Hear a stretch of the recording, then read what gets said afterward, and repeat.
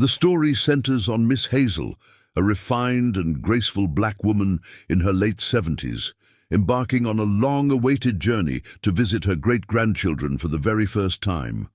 Dressed elegantly in a navy blue dress, a black cardigan, and her cherished pearl necklace, Miss Hazel exuded quiet confidence, the kind shaped by decades of experience and unwavering dignity. Her soft grey curls were tucked neatly under a small hat, and she held tightly to a worn leather handbag, a treasured gift from her late husband.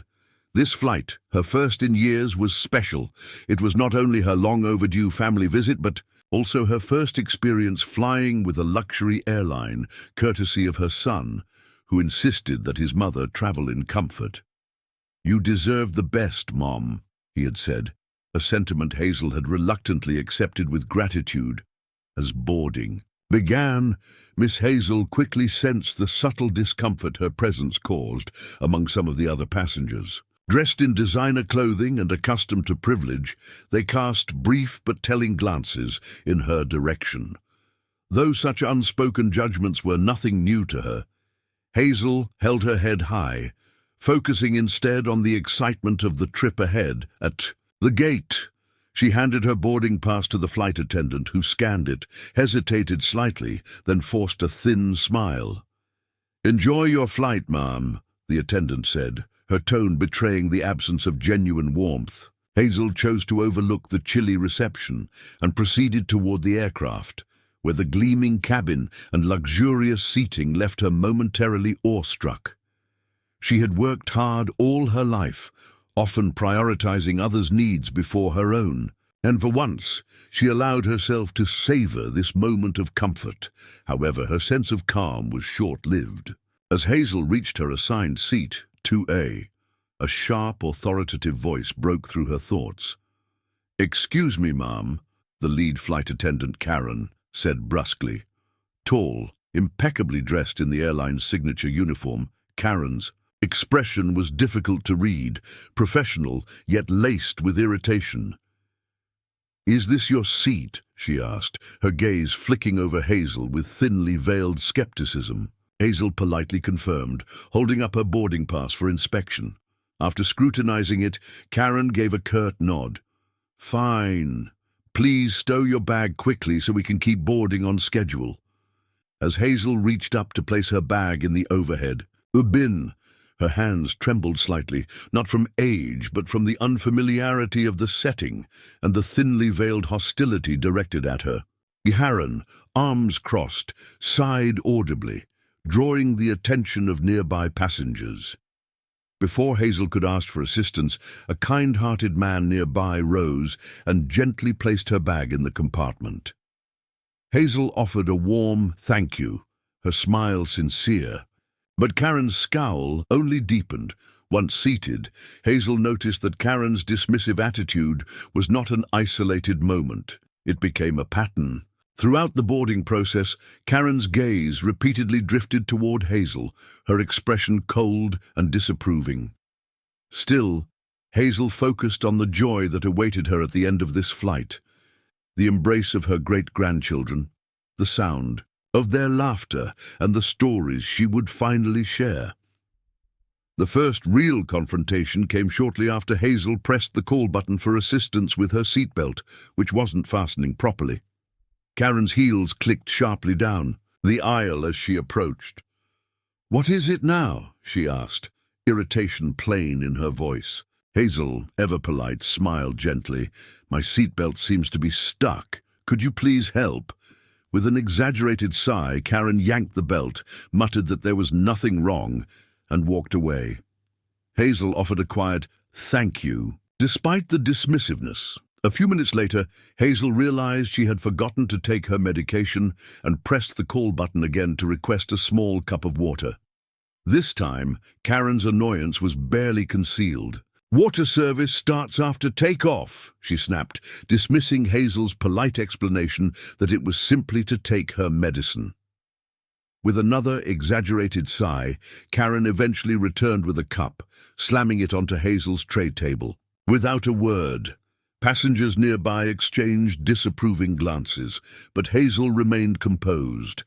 As the flight progressed, Karen's hostility escalated. She returned with a colleague, loudly questioning whether Hazel was in the correct seat, as if doubting her right to be in first class. Even after Hazel calmly displayed her boarding pass, Karen couldn't resist a condescending lecture about boarding procedures. When Hazel softly explained that she had followed the instructions exactly, Karen turned away, muttering phrases like "slowing things down" under her breath. Each interaction left Hazel quietly absorbing the sting, her strength and grace, never faltering. The final insult came when Karen returned to instruct Hazel to place her handbag under the seat, despite the fact that Hazel had already done so. It was clear that this was no longer about policies or procedures. It was about power, prejudice, and an attempt to diminish Hazel's dignity. But what Karen didn't know was that Miss Hazel was not merely a passenger. She was the newly appointed owner of the airline, having recently inherited majority shares after her late husband's passing. This flight, intended to be a quiet personal milestone, would soon become a defining moment for the airline itself. As the boarding process continued, it became increasingly clear that Miss Hazel, a dignified elderly black woman, had been singled out for unjust scrutiny. Karen, the lead flight attendant, repeatedly targeted Hazel with unnecessary corrections and condescending remarks, despite Hazel's unfailing politeness and compliance. When Hazel's modest handbag was already stowed beneath her seat, Karen nonetheless insisted on reminding her, loudly, that it must remain there, as though Hazel were an unruly child. Passengers seated nearby began to exchange quiet whispers, their growing discomfort evident. A young woman across the aisle leaned over and gently reassured Hazel. "Don't mind her, Mum. She's been like this since we boarded. You've done nothing wrong." Hazel responded with a warm, grateful smile, though the weight of Karen's hostility was impossible to ignore. As the aircraft taxied toward the runway, Hazel closed her eyes and took a deep breath. This trip was meant to be a celebration, the first time she would meet her great-grandchildren. That precious reunion, she reminded herself, was worth enduring a little discomfort. But Hazel could not have predicted that Karen's behavior was far from over. In fact, the ordeal was only beginning. Once the plane reached cruising altitude, Hazel gazed out her window at the brilliant sky, trying to lose herself in the view. The clouds below formed a soft, endless blanket, and the thought of her great-grandchildren's hugs gave her strength. Yet the simmering tension in the cabin persisted, an undercurrent that was difficult to ignore. As Karen pushed the beverage cart down the aisle, her professional demeanor returned, at least for everyone else. Passengers received their drinks, with polite exchanges and brief smiles. But when Karen reached Hazel's row, her expression hardened. "Excuse me," Hazel said softly. "May I please have a small cup of water?" Karen's brow furrowed, as though the request were unreasonable. "Water?" she repeated, her tone dripping with incredulity. "Yes, dear, just a little," Hazel replied, her voice as gentle as ever. Karen placed one hand on her hip. "Mom, this isn't a charity," she snapped, her voice loud enough for neighboring passengers to hear. A stunned silence fell over the cabin, followed by quiet murmurs of disbelief. Hazel's cheeks flushed, but she maintained her composure. Decades of experience had taught her how to weather moments like this, with grace, not anger. "I'm sorry if my request inconvenienced you," Hazel said softly. "I just need to stay hydrated for my health." Karen offered no response instead.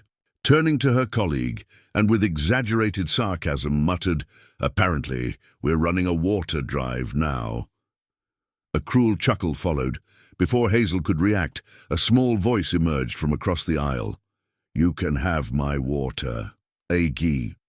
Young girl, no older than 9, held out her half-full bottle with wide, earnest eyes. "I don't need it," she added sweetly. Hazel's heart swelled with gratitude.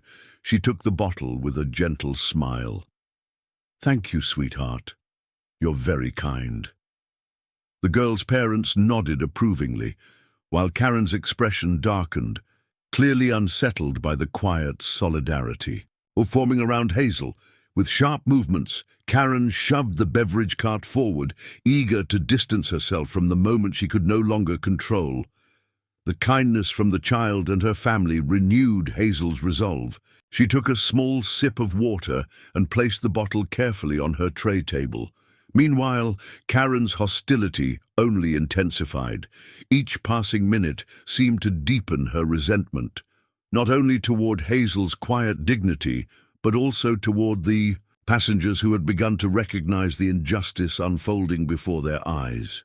What Karen failed to realize was that several passengers were now discreetly recording her conduct. Phones captured her clipped tone, her dismissive body language, and the stark contrast between her treatment of Hazel and the rest of the cabin. With her frustration boiling over, Karen made a fateful decision, one that would ultimately seal her fate. Striding purposefully down the aisle, her heels striking the floor with sharp intent, she stopped at Hazel's seat and announced loudly, "Ma'am, I need you to come with me." Hazel looked up, her expression calm but puzzled. "Is there a problem?" she asked gently. "You've been causing a disturbance since you boarded," Karen declared. "I've given you multiple chances to follow instructions, but you've repeatedly refused to comply." A ripple of confusion spread through the cabin. Passengers who had witnessed every interaction knew this accusation was patently false. "I don't understand," Hazel replied. "I've done nothing wrong." Ignoring her, Karen marched to the front of the plane, picked up the intercom, and announced to the flight deck, "Captain, we have a disruptive passenger in 2A. I'm requesting immediate removal before takeoff." Gasps echoed throughout the cabin. Protests erupted almost immediately. "This is outrageous." One man shouted, "She hasn't done anything wrong." Another passenger added. A young woman in business attire raised her phone, now recording the escalating scene, determined to preserve evidence of what she knew was an act of blatant injustice. Moments later, 2 airport security officers boarded the aircraft. Karen pointed toward Hazel with a self-satisfied smirk. "That's her," she said, her voice laced with triumph. Hazel stood, her back straight, her dignity intact. As the officers gently escorted her down the aisle, passengers voiced their support. "This is wrong," a man called out. "Shameful," said another. The young girl who had shared her water tugged at her mother's sleeve. "Why are they taking her away? She didn't do anything." The mother's reply was soft but resolute. "Sometimes people are treated unfairly, sweetheart, but we won't let this be forgotten." Hazel walked with quiet grace, her head high, her spirit unbroken, and though Karen believed she had won, exerting her misplaced authority to remove a woman she had decided didn't belong. She was utterly unaware that her own actions had already sparked the beginning of her downfall. Back on the plane, Karen returned to her duties, oblivious to the fact that multiple passengers were uploading footage of the incident in real time. Unaware of the storm silently gathering around her, Karen remained oblivious to the fact that several passengers had already decided to report her egregious behavior. Even more significantly, she had no idea that Miss Hazel was far more than the unassuming elderly woman she appeared to be. Karen's smug sense of victory would be short-lived. Within minutes, her world would be turned upside down in ways she could never have anticipated. Meanwhile, seated quietly in the airport terminal, Miss Hazel reflected somberly on the events that had just transpired.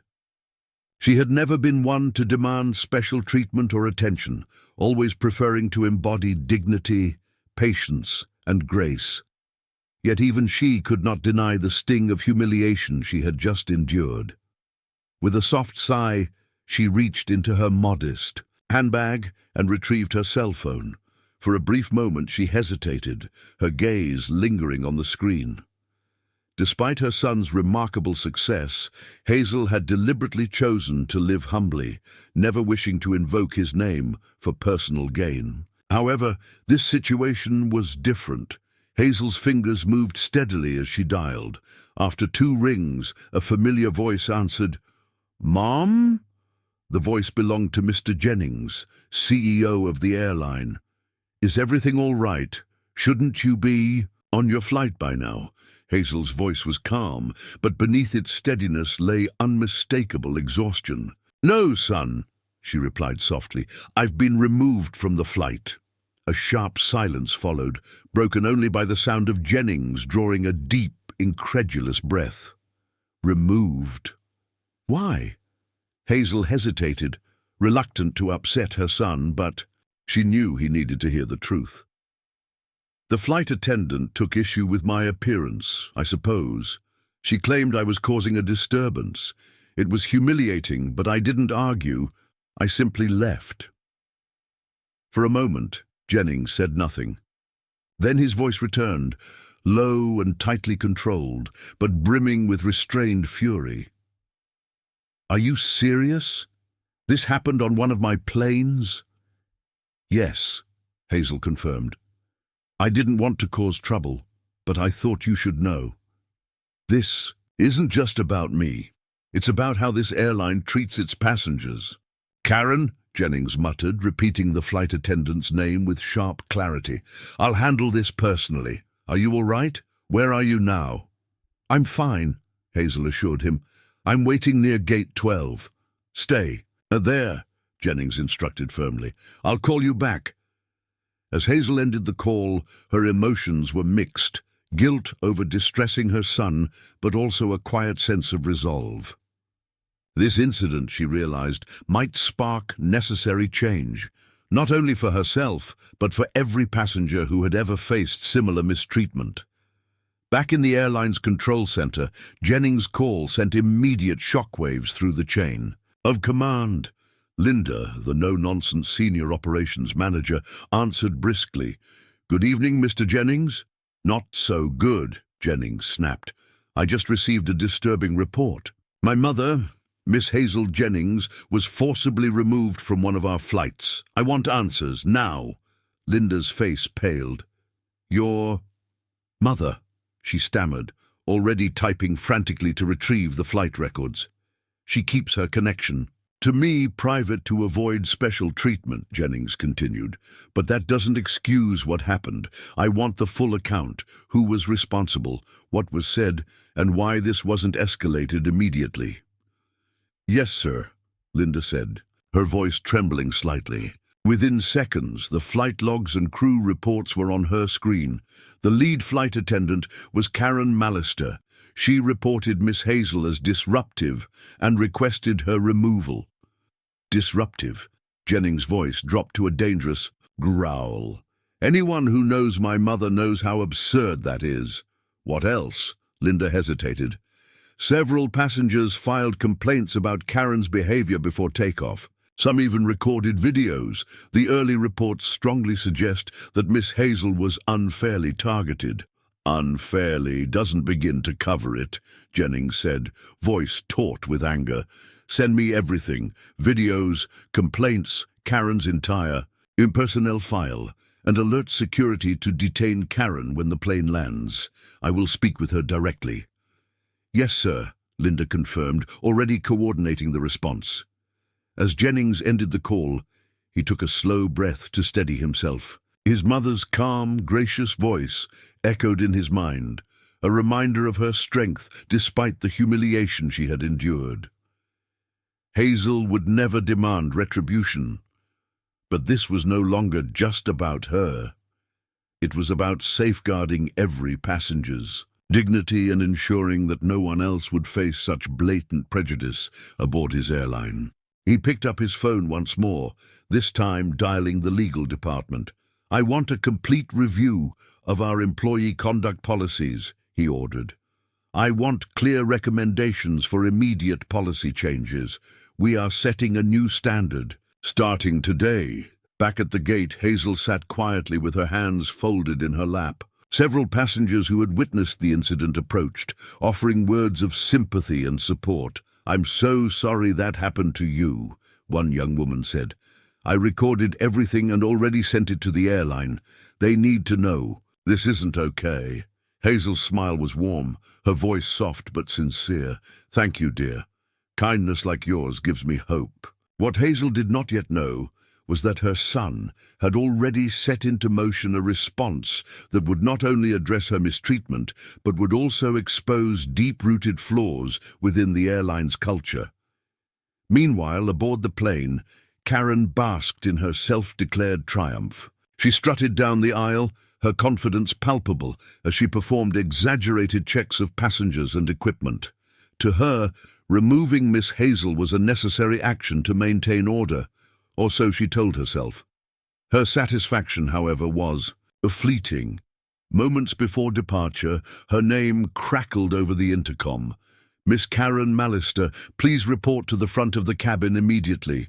Karen's brow furrowed, confusion mingling with confidence as she strode toward the front. Waiting at the aircraft door stood two uniformed security officers. One officer gestured toward the terminal. "Miss Mallister," the officer said firmly, "you need to step off the aircraft with us."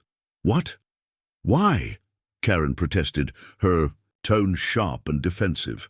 She glanced at the pilot, who avoided her gaze, and at her fellow flight attendants, who exchanged anxious glances but said nothing.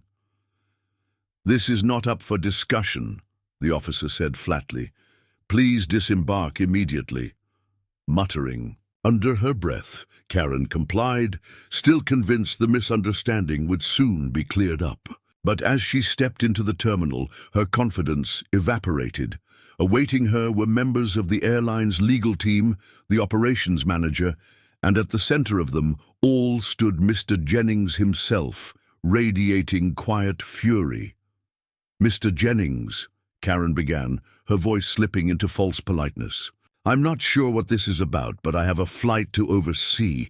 Jennings silenced her with a single raised hand, his expression glacial.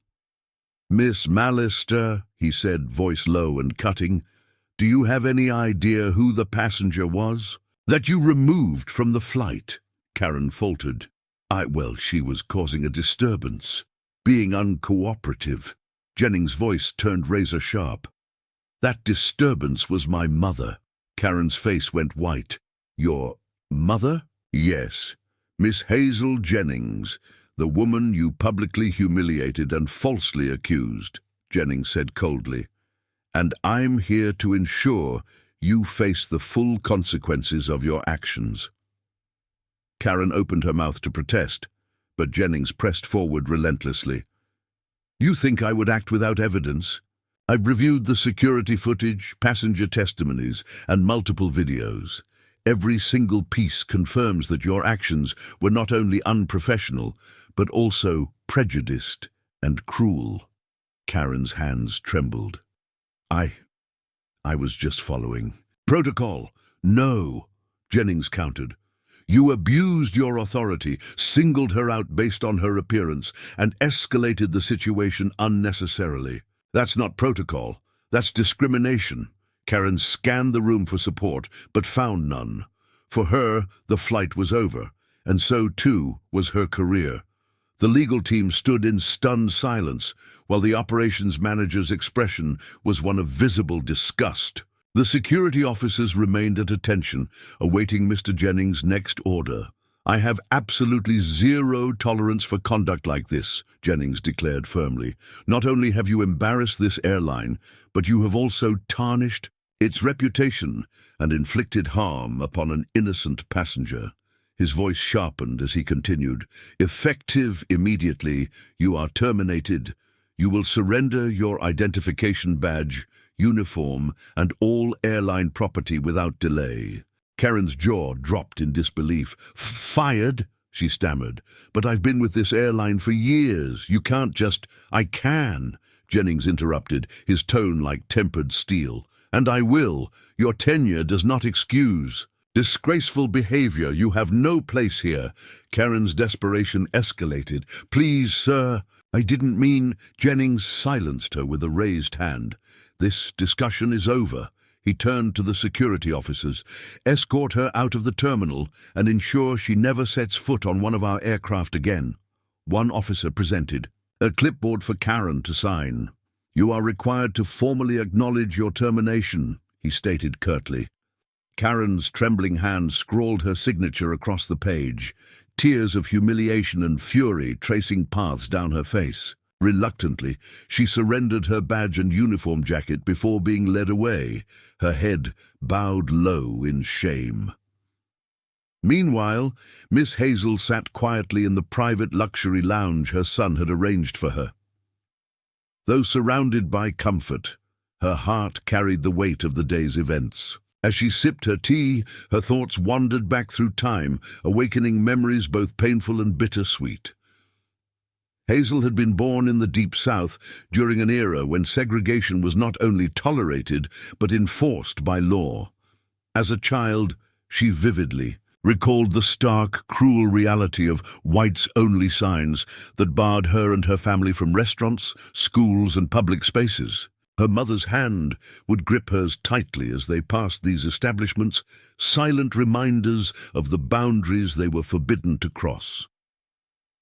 One memory stood out with haunting clarity. She was 9 years old, standing beside her father in the general store. For weeks, she had saved every penny to purchase a small notebook for her schoolwork. When their turn at the counter came, the shopkeeper, a gruff, heavy-set man, snatched the notebook from her hands. "We don't sell to your kind," he said coldly. Without a word, Hazel's father took her hand and led her out of the store. Though he remained composed, Hazel saw the unshed tears brimming in his eyes. That moment embedded itself deep in her spirit, silently fueling her resolve to rise above prejudice and injustice. As Hazel grew older, the challenges only multiplied. She married young, to a kind-hearted man named Henry, who shared her dreams of creating a better future for their children. Together, they labored tirelessly, Henry working long hours at a factory and Hazel cleaning houses for wealthy families. Despite her efforts, Hazel was often treated as invisible, or worse, as someone unworthy of basic respect. One memory from those years lingered painfully. While cleaning for a particularly condescending employer, Hazel overheard the lady of the house hosting a gathering of friends say dismissively, "People like her don't need education or ambition. They were born to serve, and that's all." Hazel said nothing, but in her heart she made a silent vow. "My children will never hear words like these. They will have opportunities I never had. I will make sure of it." That vow became the defining mission of her life. Hazel worked double shifts, often skipping meals to save money for her children's education. She taught them to dream without limits and reminded them daily that their worth was defined not by the judgment of others, but by their character and perseverance. Her son, Michael Jennings, had shown his brilliance early. Hazel vividly remembered the day he came home clutching a tattered notebook filled with airplane sketches, declaring, "Mamai, I'm going to build planes one day." Hazel smiled and replied, "Then you better work hard, baby. Dreaming is free, but success comes at a price." And work hard he did.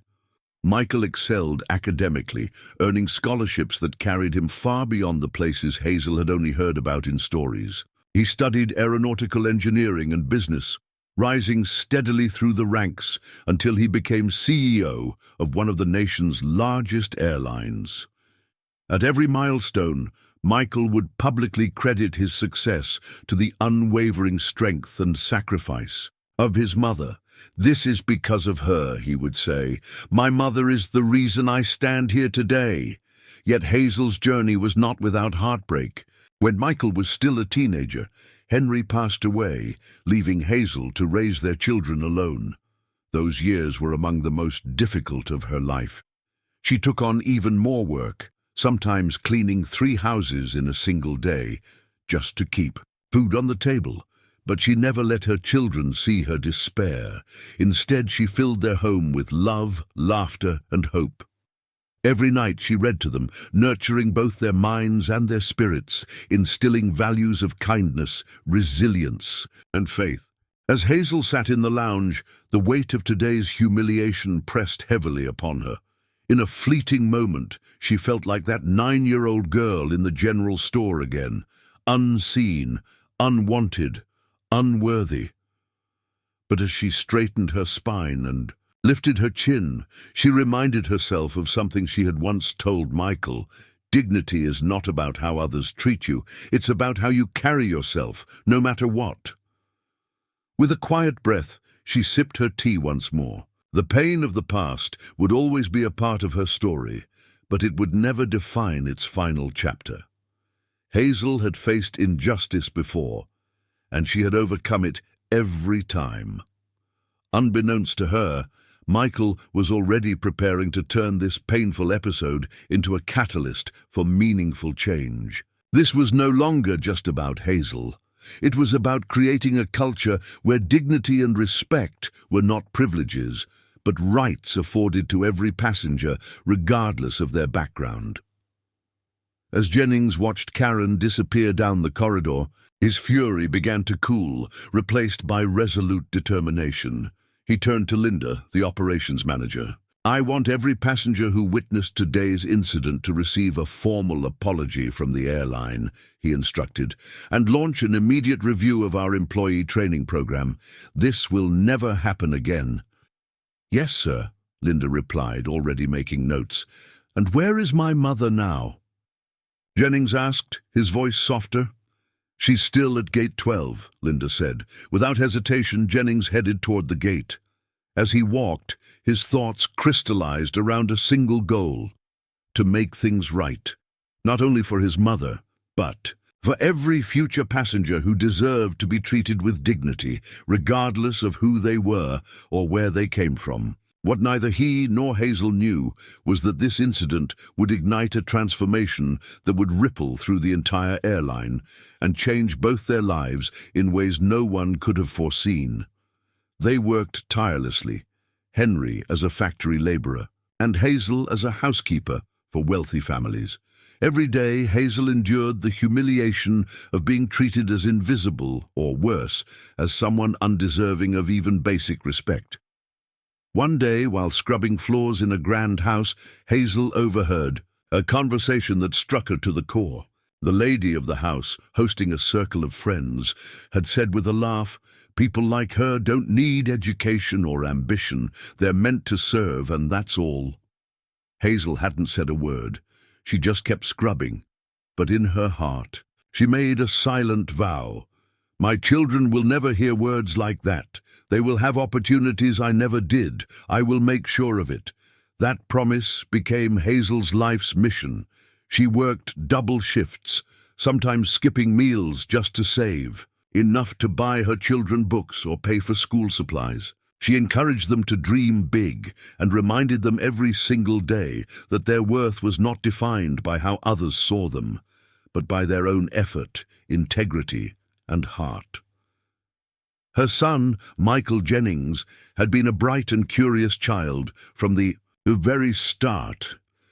Hazel still remembered the day he came home, a notebook full of airplane sketches clutched tightly in his little hands. "Mama, I'm going to build planes one day," he declared. Hazel had smiled, kissed his forehead, and said, "Then you better work hard, baby. Dreaming is free, but success comes at a price." And work hard he did. Michael excelled in school, earning scholarships that took him to places Hazel had only ever heard of in passing. He studied aeronautical engineering and business, eventually rising through the ranks to become the CEO of one of the nation's largest airlines. At every milestone, Michael gave credit where it was due. "This is because of her," he would say. "My mother is the reason I'm here." But Hazel's journey wasn't without heartbreak. Her beloved Henry passed away when Michael was still a teenager, leaving Hazel to carry the weight of both parents on her shoulders. Those were the hardest years of her life.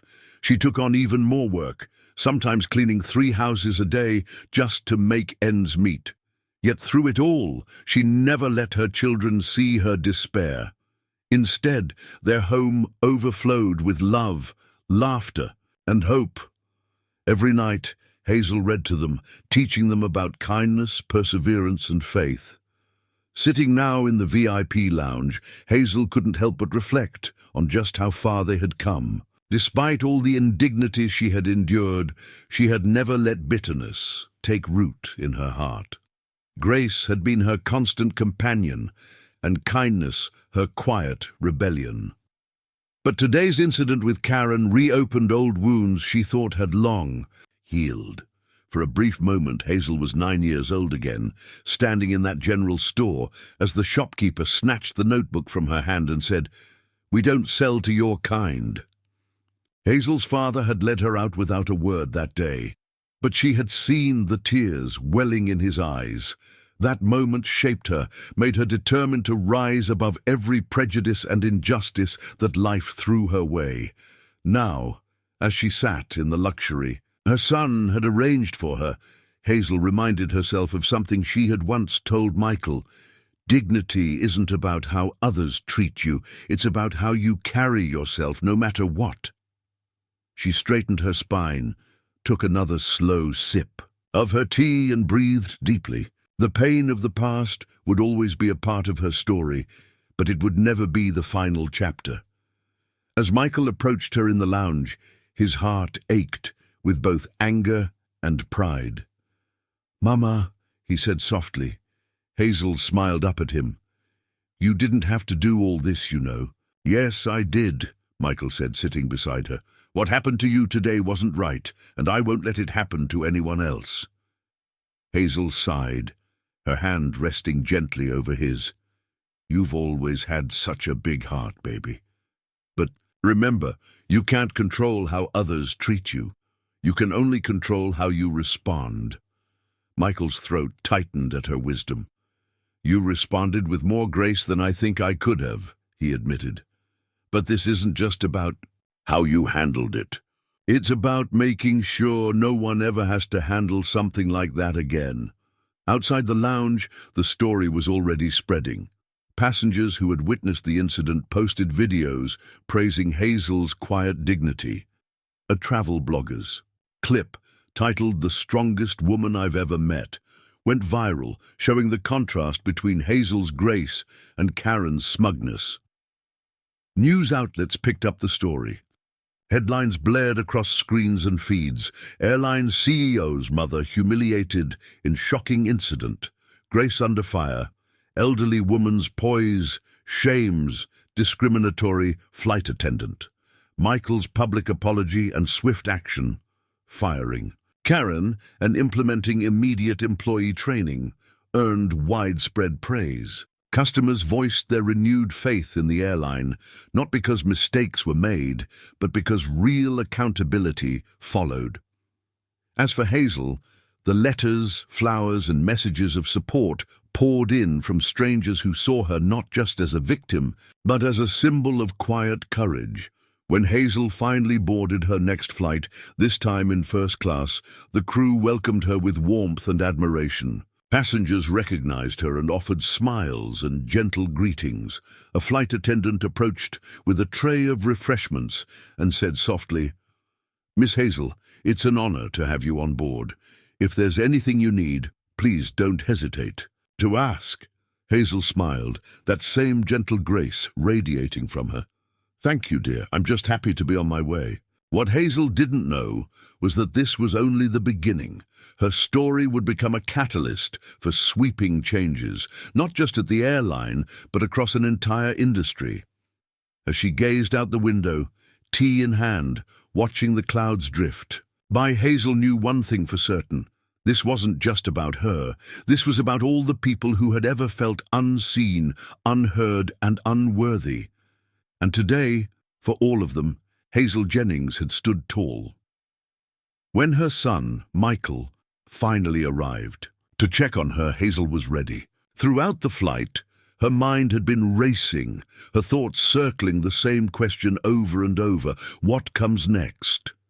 Hazel had never been the type to let injustice slide or to wait for others to right the world's wrongs. She had spent her life advocating for equality, dignity, and respect, and she was not about to stop now, not for herself, nor for those who had endured similar mistreatment in silence. "Mama, are you okay?" Michael asked, his voice laced with concern as he sat beside her. But he could see it in her expression. Hazel was thinking far beyond this moment. Her gaze was fixed not only on him, but on the broader struggle unfolding before them. "Michael, I've been thinking," she began, her voice resolute. "This isn't just about me. It's about everyone who's ever been treated like they don't matter." Michael nodded, understanding the gravity of her words. "I know," he said softly. "I've seen the stories, read the headlines. This is bigger than one flight attendant." Hazel took a deep breath, gathering her thoughts. "Exactly, but words aren't enough. Action speaks louder." Michael was momentarily taken aback. "What do you mean?" "I want to lead that change." "Michael," Hazel said firmly, "I want to ensure that your airline, and every company like it, treats all people with respect, regardless of who they are or how they look. I want to make a lasting difference." Michael's eyes widened in surprise. This was not the gentle appeal for an apology or reform that he had expected from his mother. Hazel wasn't asking for restitution or revenge. She was demanding power, the power to shape policy, to lead cultural change, and to ensure no one else endured what she had. "If I'm going to be the face of this movement, I need to lead it," she continued. "I want a seat at the table where the real decisions are made." Michael was stunned into silence. He had always known his mother was strong, but this was something altogether different. "I want you to transfer ownership of a significant share of the airline to me," Hazel said, her tone calm but unyielding. "I want to be part of this company, not just in name, but in action." Michael could hardly believe what he was hearing. His mother, the woman who had spent her life lifting others up quietly, without asking for recognition, was now demanding a stake in the very company he had built. Yet as he thought back on all she had sacrificed to give him a better future, Michael realized this wasn't just a request. This was a declaration of purpose. "Mama," he said, his voice thick with emotion, "if you're sure this is what you want, I'll make it happen." True to his word, Michael moved swiftly to transfer ownership of a major share of the airline to Hazel. Her new position as a primary stakeholder was formally announced, sending shockwaves through the company's leadership. Many executives questioned whether Hazel, who had spent most of her life outside the corporate world, could navigate the complexities of a global airline. But Michael stood by her, asserting that her perspective was precisely what the company needed. The media quickly caught wind of the story, with Hazel's bold move capturing public attention. Some hailed her as a trailblazer for equality and representation. Others, including critics sympathetic to the flight attendant, voiced skepticism. But Hazel paid no mind to the detractors. She had a mission, and now, for the first time, she had the authority to pursue it. Hazel wasted no time wielding her influence to enact real systemic change. She championed comprehensive inclusivity training for all employees, from flight attendants to executives. She pushed for strategic partnerships with community organizations and advocated for scholarships to help underrepresented groups pursue careers in aviation. Hazel was not content to simply take a seat at the table. She was reshaping the table itself. Under Hazel's leadership, her influence reverberated far beyond the walls of the airline. Other companies within the industry took notice, and soon her vision for cultural transformation began to ripple across the broader aviation sector. Customer satisfaction rose as passengers reported feeling more respected and valued. Employees, especially those from marginalized communities, felt a renewed sense of pride in their workplace. Meanwhile, Karen, the flight attendant at the heart of the original incident, faced the consequences of her actions in ways she had never anticipated. What she had dismissed as a minor confrontation quickly escalated into a full-blown scandal. Online outrage mounted, with the hashtag #JusticeForHazel trending for days. As public scrutiny intensified, Karen's past, social media posts, offhand comments, and evidence of prejudice surfaced, painting a damning portrait. The airline, now committed to Hazel's vision, had no choice but to act decisively. Karen was swiftly terminated, her behavior deemed a gross violation of company values. Attempts to defend herself fell flat. The public, the media, and even her peers rejected her excuses. Karen's professional prospects crumbled. Employers across the hospitality and travel industries shunned her, unwilling to associate with her now toxic name. Once admired in her circles, Karen found herself ostracized, her reputation forever tainted. In the aftermath, Hazel emerged not just as a shareholder, but as a transformative force within the airline. She led public outreach campaigns, addressed media directly, and ensured that her message was clear. Respect, dignity, and equality were non-negotiable.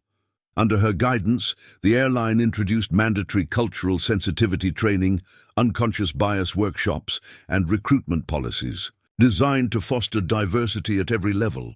More importantly, Hazel led by example. Her unwavering commitment to treating all individuals with dignity was not just corporate rhetoric, it was the foundation of the company's evolving culture.